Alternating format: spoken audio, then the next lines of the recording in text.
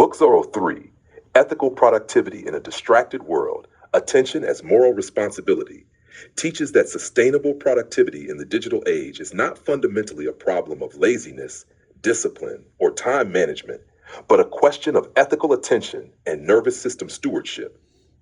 The book argues that modern individuals live within an economy designed to fragment concentration, monetize emotional activation, exploit cognitive vulnerabilities, and amplify distraction through algorithms, urgency, social comparison, endless notifications, and information overload.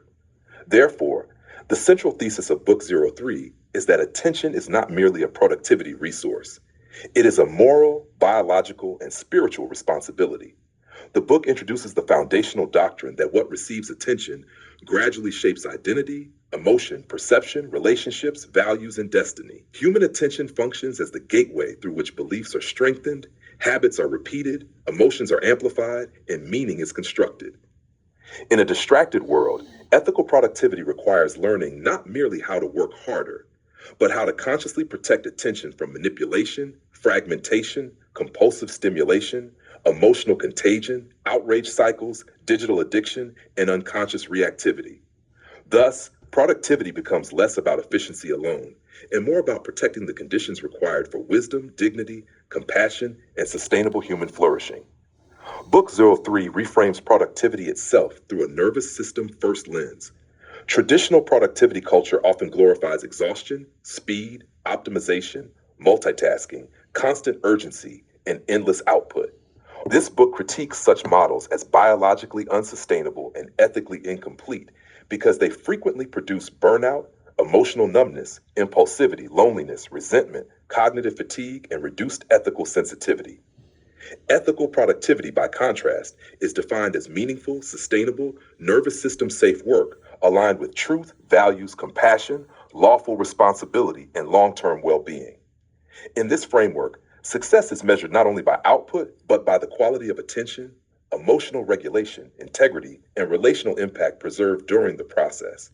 The book introduces a doctoral level principle: attention is biological before technological and ethical before economic. Before productivity systems, applications, schedules, calendars, task managers, or artificial intelligence can function effectively, the nervous system must feel sufficiently safe, regulated, rested, nourished, and emotionally grounded to sustain cognitive focus.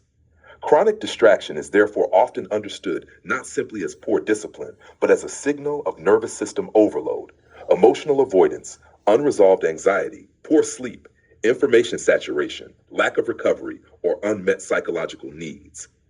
Thus, compassion becomes essential to productivity because self aggression rarely produces sustainable concentration.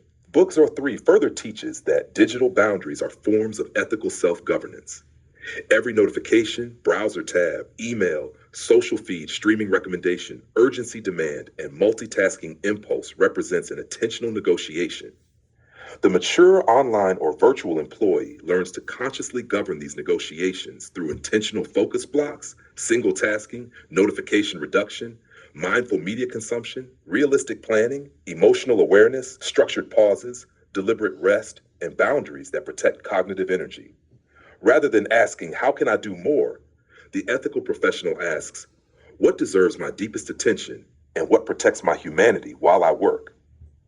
The book also reframes distraction through the lens of emotional maturity. Many distractions are revealed to function as emotional regulation substitutes. Scrolling to escape discomfort, multitasking to avoid stillness, overworking to reduce insecurity, compulsive checking to manage uncertainty, or consuming endless information to soothe anxiety. Ethical productivity therefore becomes a process of self understanding in which individuals learn to pause, breathe, notice emotional activation, regulate gently, and return to meaningful work with greater clarity.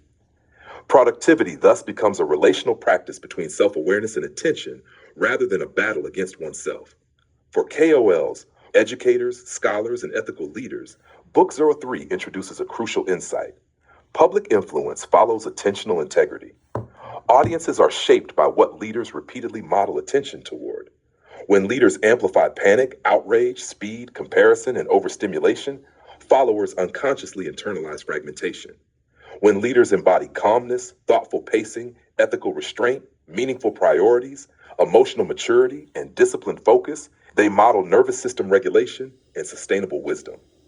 Therefore, attentional ethics becomes a form of leadership because what one repeatedly attends to eventually becomes what one repeatedly teaches.